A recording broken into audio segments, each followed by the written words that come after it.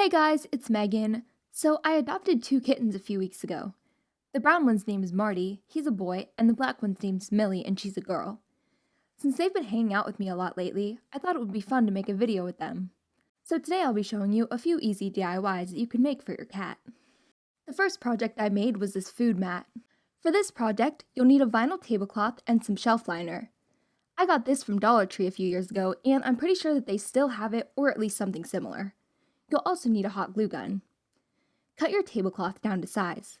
I made mine 24 inches by 16 inches. Flip it over, cut the shelf liner to size, and hot glue that to the back. My shelf liner wasn't wide enough, so I ended up using 2 pieces. And that's literally it. I glued some ribbon around the edges, but honestly I don't really recommend doing that.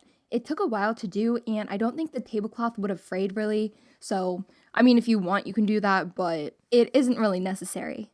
But this is nice because it's super easy to clean. If any water or anything gets spilled on it, you can just wipe it right off. Now let's move on to the fun stuff, cat toys.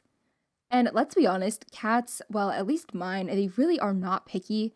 They're happy with a crumpled up ball of paper or a random piece of string. And hair ties. Millie keeps stealing my freaking hair ties. The first toy I made was this felt ring. Take the ring off of a plastic bottle. I used a Gatorade bottle so that it would be bigger, but for a kitten, a smaller one might have worked better. Next, cut some felt that's 5 inches wide. Cut that into 1/2-inch strips and tie them around the ring with a double knot. Repeat this until the whole ring is covered with felt, and then you're done.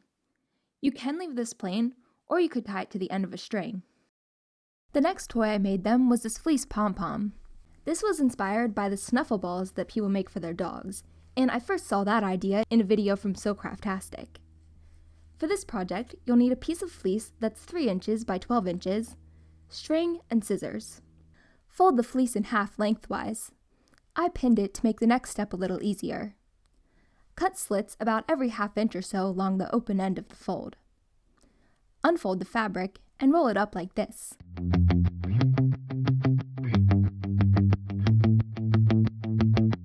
Then tie a string around the center. Since my cats kind of like to pull things apart, I tied the fleece strips that were in the middle around the string with a double knot. This part is optional, but it makes it a lot more sturdy. I made one without doing this and it fell apart pretty quickly. Cut the string as long as you want it, and you're all set. The reason that I thought about doing this was because I had made some of those yarn pom-poms once, and Thomas, my sister's cat, he got a hold of them and he had a grand old time, but the only problem was that he liked to pull them apart and swallow the yarn, which is obviously not good. So I figured this would be a little bit safer. Although speaking of yarn, something that is safer is these yarn balls. These were a big hit, they really seemed to like them. For this project, you'll need some 2-inch foam balls. You'll also need some non-toxic glue, toothpicks, catnip, an old paintbrush, and yarn. You'll also need something to use as a drying rack. I used this random piece of foam that I had, but a cardboard box would work too. Stick the foam ball onto the end of a toothpick. This will make sure that your hands don't get all messy. Use an old paintbrush to cover the foam ball with glue. And again, make sure that the glue is something non-toxic like Elmer's school glue. Pour some catnip into a small container and sprinkle it all over the ball. You don't necessarily need catnip, but I had some anyways, and I feel like it encourages them to play with these more. It's probably wishful thinking, but I figure if I try to give them lots of proper cat toys, then they might not run off with like my hair ties and used tissues as much, which is kind of gross. And finally, wrap the ball with yarn. Make sure the yarn passes over the center of the ball each time you wrap it around, and change directions every few times. Just keep wrapping until the whole ball is covered. When it is, cut off the excess yarn, leaving about a 6-inch tail. Slip the tail under some of the yarn on the ball. I used a toothpick to help me push it through. Pull the yarn out the other side and tie a knot. I tied 3 knots just to be safe. Bring the rest of the tail under another loop and cut off the excess yarn. Brush a little more Elmer's glue over any spots that you think might come loose. Then let the toys dry overnight. I kept the balls on the toothpicks and used the piece of foam as a drying stand. Once everything's dry, take out the toothpicks and you're ready to go. Millie and Marty absolutely loved these. I made 3 of them since this is the kind of toy that tends to get lost, and I have a feeling that I might have to make more at some point. As much as I love playing with these 2, I do need to work at some point, so it's nice to have a few toys that they can play with independently. And the best part is that I already had everything that I needed to make them at home. Of course, we need somewhere to put these new toys when I inevitably trip over them. I took an old shoebox, cut off the top, and covered it with contact paper. Then I hot glued some scrap fabric from an old t-shirt inside the box. I cut out 2 paw prints and the words cat toys with my Cricut Maker, and stuck that on the box with transfer tape. And I know some people were annoyed that I've been using my Cricut a little bit more, so I just want to point out that this is just one option. There are plenty of other ways to decorate a shoebox. You can use paint, stickers, really anything that you have at home. It's a little bit big, but that's okay. It doubles as a place for them to hang out. And naturally, Marty saw me filming and, he just noped out of there. The next project that I made was this little sign to store the litter scoops in some bags. First, I went downstairs to the scrap wood pile that we have. We have a wood stove in the basement, so this stuff would usually just be burned. Obviously, most people probably don't have random piles of wood in their basement, so you can also get this at a craft store or hardware store. I picked a piece of flooring since it was already stained and sealed, and I just cut off the notches on either side.